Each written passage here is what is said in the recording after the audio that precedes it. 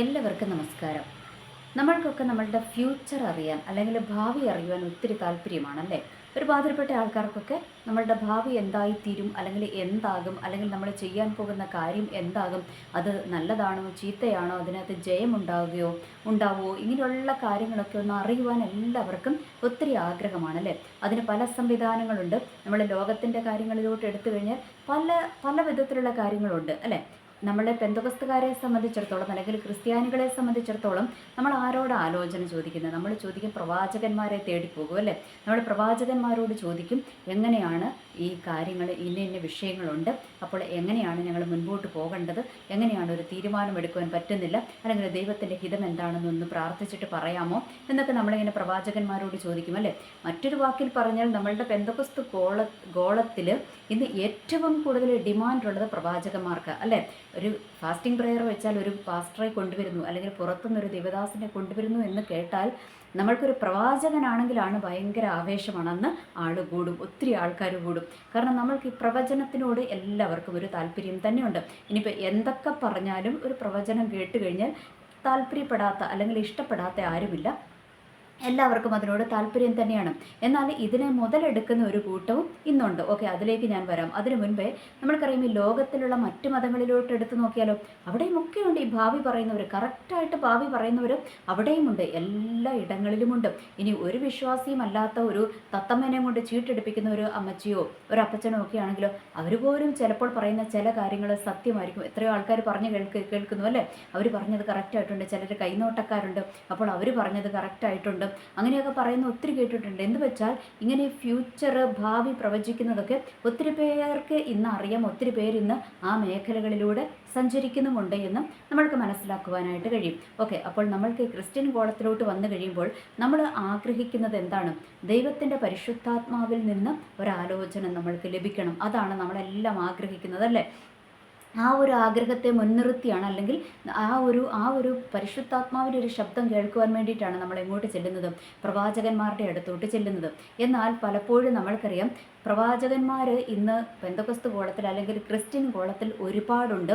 അതിൽ എന്താണ്, ഒരു 50% മാത്രമേ ഒറിജിനലുള്ളൂ. എന്ന് വെച്ചാൽ ദൈവത്തിൻ്റെ പരിശുദ്ധാത്മാവിൽ നിന്ന് ആലോചന പ്രാപിച്ച് സംസാരിക്കുന്ന ഒരു 50% ഉള്ളൂ. ബാക്കി 50% അറിയാം എന്ത്, ഇത് നല്ലൊരു ആദായ മാർഗമാണ് എന്ന് കരുതി ചുമ്മാ പ്രവചനം പറയാം. ഞാൻ ഇന്നാളൊരു ഏതോ ഒരു വീഡിയോയിൽ പറഞ്ഞതുപോലെ നമുക്ക് ഫ്യൂച്ചർ, ഭാവി പ്രവചിക്കാൻ ഒരു ബുദ്ധിമുട്ടുമില്ല. നമ്മൾക്ക് നല്ല സുന്ദരമായിട്ട് ഒരാളുടെ ഭാവി ഇങ്ങനെ ആകുമെന്ന് നമ്മൾക്ക് പറയാം. ഇനിയിപ്പോൾ അത് നടന്നോ നടന്നില്ലയോ എന്നുള്ളത് പിന്നെ ആ വ്യക്തിനെ നമ്മൾ ഈ അടുത്തൊന്നും കാണാനും പോകുന്നില്ല. ഓക്കെ, അപ്പോൾ അതുകൊണ്ട് ഇങ്ങനെ ഫ്യൂച്ചർ പറഞ്ഞു പോകുന്ന എന്താ പറയുക പ്രവാചകന്മാരോ ഇഷ്ടം പോലെ ഇന്ന് എഴുന്നേറ്റിട്ടുണ്ട്.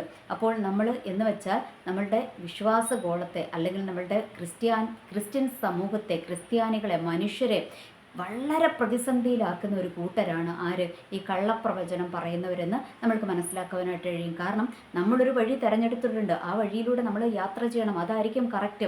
എന്നാൽ ഈ പ്രവാചകനോട് നമ്മളൊന്ന് ജസ്റ്റ് ഒരു ആലോചന ചോദിക്കുമ്പോൾ പ്രവാചകൻ നേരെ അതിൻ്റെ ഓപ്പോസിറ്റാണ് പറയുന്നതെങ്കിൽ നമ്മൾ എന്ത് ചെയ്യും? നമ്മൾ തിരഞ്ഞെടുത്ത ആ ഒരു പാത ഉപേക്ഷിച്ചിട്ട് നമ്മൾ എന്ത് ചെയ്യും? ഈ പ്രവാചകൻ പറഞ്ഞ വഴിയിലൂടെ സഞ്ചരിക്കും. അത് മുഴുവൻ പൊട്ടത്തെറ്റായിരിക്കും. കാരണം പുള്ളിയുടെ മനസ്സിൽ തോന്നിയത് വിളിച്ചു പറഞ്ഞതാണ്, ദൈവത്തിൻ്റെ ആത്മാവിൽ പറഞ്ഞതല്ല.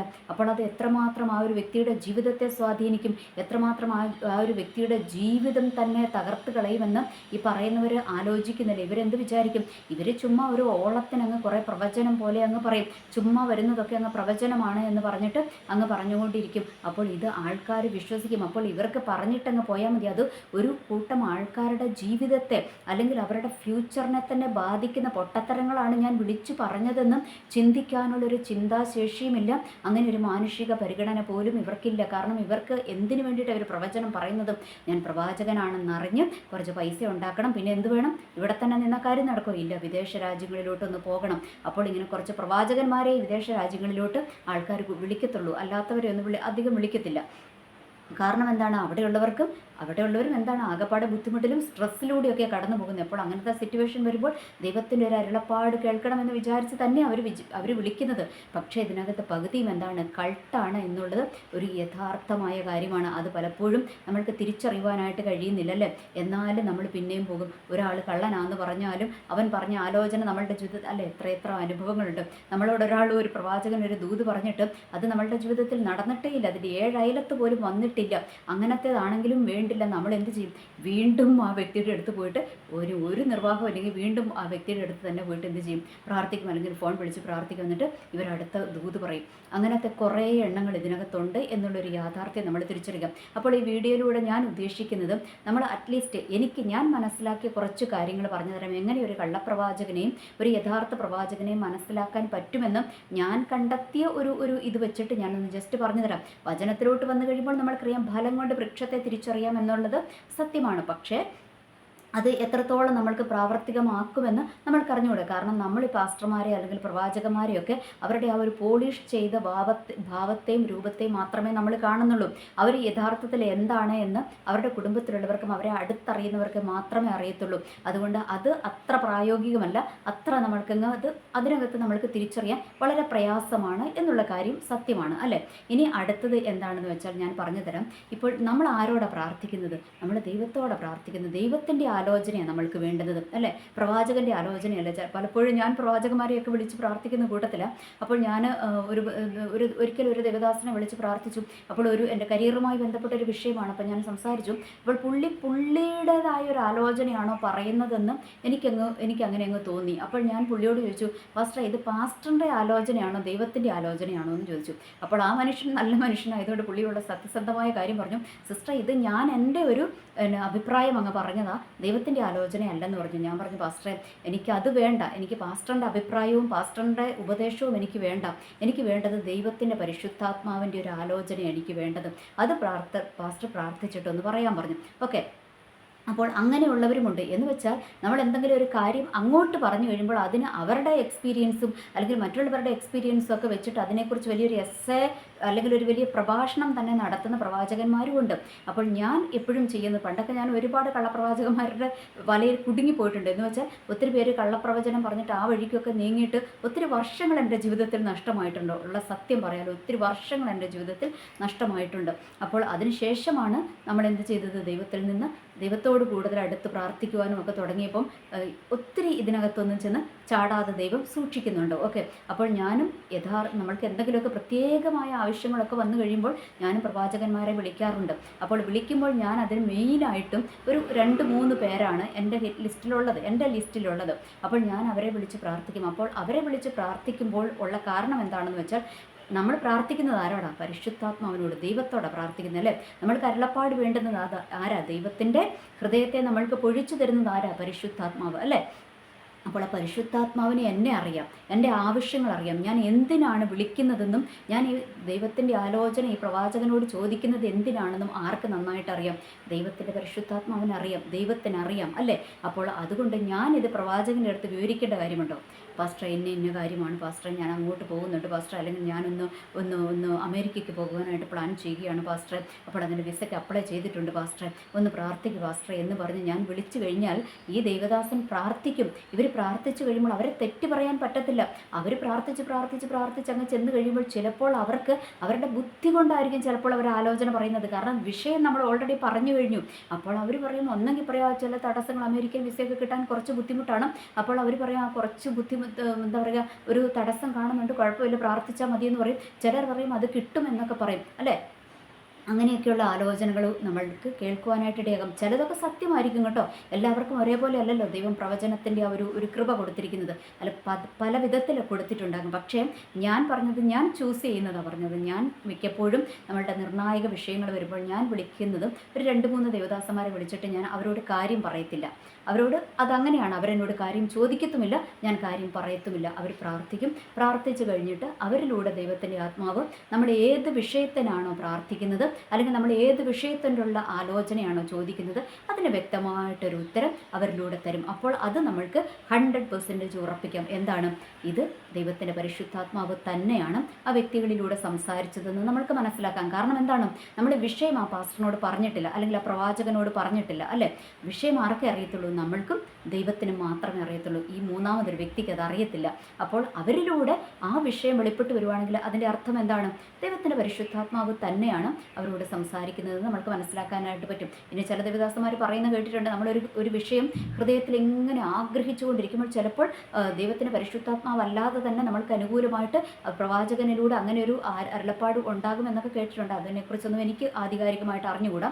എന്തായാലും ഞാൻ ഫോളോ ചെയ്യുന്നത് ഇങ്ങനെയാണ്. നമ്മൾ കാര്യം അങ്ങോട്ട് പറയത്തില്ല, അങ്ങോട്ട് പറയാതെ തന്നെ ഇവർ പ്രാർത്ഥിച്ചിട്ട് അവരിലൂടെ ദൈവത്തിൻ്റെ ആത്മാവ് നമ്മൾക്കൊരു മറുപടി തന്നാൽ അതിനകത്ത് ഉറച്ചു നിൽക്കാറാണ് ഞാൻ പൊതുവെ ചെയ്യാറ്. കാരണം നമ്മൾ അങ്ങോട്ട് പറഞ്ഞു കഴിയുമ്പോൾ അവിടെ രണ്ട് വിധത്തിലുണ്ട്. ഒന്ന് ഒന്ന് ചിലപ്പോൾ അവരുടെ ബുദ്ധി കൊണ്ടായിരിക്കും ആലോചന പറയുന്നത്, അല്ലേ? ചിലപ്പോൾ ബുദ്ധി കൊണ്ട് ആലോചന പറഞ്ഞു പോകും. ചിലപ്പോൾ ദൈവത്തിൻ്റെ ആ ഒരു ആലോചന പ്രകാരം ഗൈഡൻസിലായിരിക്കും അവർ പറയുന്നത്. അപ്പോൾ അതുകൊണ്ട് ഞാൻ ഇതാണ് ഫോളോ ചെയ്യുന്നത്. അതുകൊണ്ട് ഞാനൊന്ന് അറിവില്ലാത്തവർക്ക്, അല്ലെങ്കിൽ ആരെങ്കിലും എങ്ങനെ ഒരു നല്ല പ്രവാചകനെ കണ്ടെത്തുമെന്ന് ആരെങ്കിലും ആഗ്രഹിക്കുന്നുണ്ടെങ്കിൽ അവർക്ക് വേണ്ടിയിട്ട് ഒരു കാര്യമൊന്ന് പറഞ്ഞതേ ഉള്ളൂ.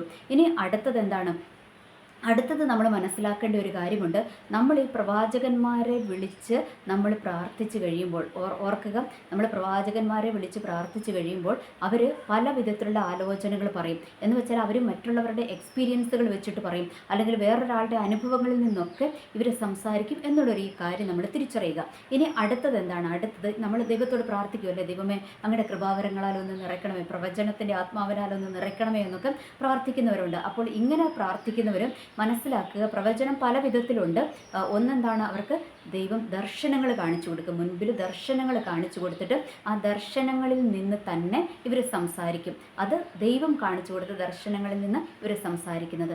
ഇനി വേറൊരു പ്രവചനത്തിൻ്റെ മെത്തേഡ് എന്താണെന്ന് വെച്ചാൽ ദൈവം അവരോട് സൗണ്ട് കേൾപ്പിക്കും. ദൈവത്തിൻ്റെ സൗണ്ട് കേൾപ്പിച്ച് അവരോട് സംസാരിക്കും. അങ്ങനെ അവർ നമ്മളോട് പറയും. ചിലർ ഇങ്ങനെ അങ്ങ് പറഞ്ഞ് അവരുടെ ഹൃദയത്തിൽ ദൈവാത്മാവ് തോന്നിപ്പിച്ചിട്ട് പ്രവചനങ്ങൾ പറയും. അതും സത്യമാകുന്ന കാര്യങ്ങളുമുണ്ട്. ഓക്കെ, എന്നാൽ അതിനകത്ത് ചിലപ്പോൾ ചില കൺഫ്യൂസ്ഡ് കാര്യങ്ങൾ കടന്നു വരുവാനുള്ള ചാൻസ് ഉണ്ട്. എന്ന് വെച്ചാൽ ദൈവത്തിൻ്റെ ആത്മാവ് അവരുടെ ഹൃദയത്തിൽ തോന്നിച്ചിട്ട് പറയുന്നതാകുമ്പോൾ അവിടെ രണ്ട് വിധത്തിലുള്ള പ്രവൃത്തി അവിടെ നടക്കും. ഒന്ന്, ദൈവത്തിൻ്റെ പരിശുദ്ധാത്മാവിൻ്റെ ആലോചനയും ഉണ്ടാകും. രണ്ട്, ഇവരുടെ ബുദ്ധിയിൽ നിന്ന് വരുന്ന ആലോചനകളും അതിനകത്ത് കൂടി കലരുവാനുള്ള ചാൻസ് ഉണ്ട്. ഓക്കെ, അപ്പോൾ ഈ മൂന്ന് വിധത്തിലും ഒക്കെയുള്ള ആലോചനകളുണ്ട്.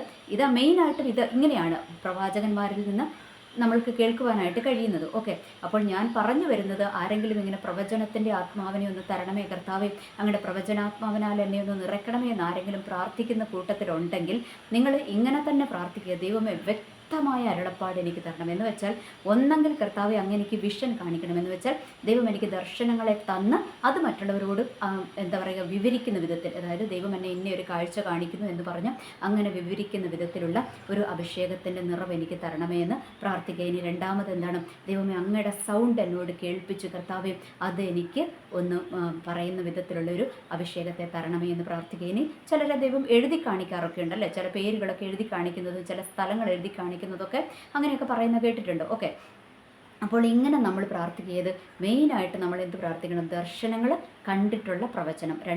ദൈവത്തിൻ്റെ ശബ്ദം തന്നെ കേട്ടിട്ടുള്ള പ്രവചനം. കർത്താവെ ഇത് തന്നെ എനിക്ക് തരണമേ. കാരണം നമ്മൾ മക്കളാണല്ലേ, അപ്പോൾ മക്കളാകുമ്പോൾ ഏറ്റവും ശ്രേഷ്ഠമായത് തന്നെ എനിക്ക് തരണമേ എന്ന് നമ്മൾ പ്രാർത്ഥിക്കുന്നതിനകത്ത് തെറ്റൊന്നുമില്ല. അങ്ങനെ പ്രാർത്ഥിക്കുമ്പോഴത്തെ കാര്യം എന്താണെന്ന് വെച്ചാലും നമ്മൾക്ക് പ്രവചനങ്ങൾ തെറ്റാൻ സാധ്യതയില്ല അതിനകത്ത്, അല്ലേ? ഇനി പിശാചും സൗണ്ട് എടുക്കും, പിശാചും വിഷൻ കാണിക്കും, അത് വേറൊരു സൈഡ്. ഓക്കെ, അത് ആ വ്യക്തിയുടെ നിലവാരം പോലെ ഇരിക്കും, അതവിടെ നിൽക്കട്ടെ. അതിനെക്കുറിച്ചല്ല ഞാൻ പറയുന്നത്. ഒരു യഥാർത്ഥമായിട്ടൊരു ദൈവത്തിൻ്റെ ആത്മാവിനാൽ നയിക്കപ്പെടുന്ന ഒരു പ്രവാചകനെ സംബന്ധിച്ചിടത്തോളം ആ പ്രവാചകൻ്റെ ഏറ്റവും ശ്രേഷ്ഠമായ ലെവലെന്ന് പറയുന്നത് ഇതാണ്.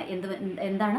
ഒന്ന്, ദൈവം ദർശനം കാണിച്ചിട്ട് അത് പറയുന്നതും, ഇനി രണ്ട്, ദൈവത്തിൻ്റെ ശബ്ദം കേട്ടിട്ട് അത് പറയുന്നതും. അതാകുമ്പോൾ തെറ്റത്തില്ല. കേൾക്കുന്നവർക്കും ആശ്വാസമാകും, പറയുന്നവർക്കും കുറച്ചും കൂടെ നല്ലൊരു ഉറപ്പാകും എന്നുള്ളൊരു യാഥാർത്ഥ്യമുണ്ട് ഇതിൻ്റെ പിന്നിൽ. ഓക്കെ, അപ്പോൾ പ്രാർത്ഥിക്കുന്നവർ അങ്ങനെ പ്രാർത്ഥിക്കുക.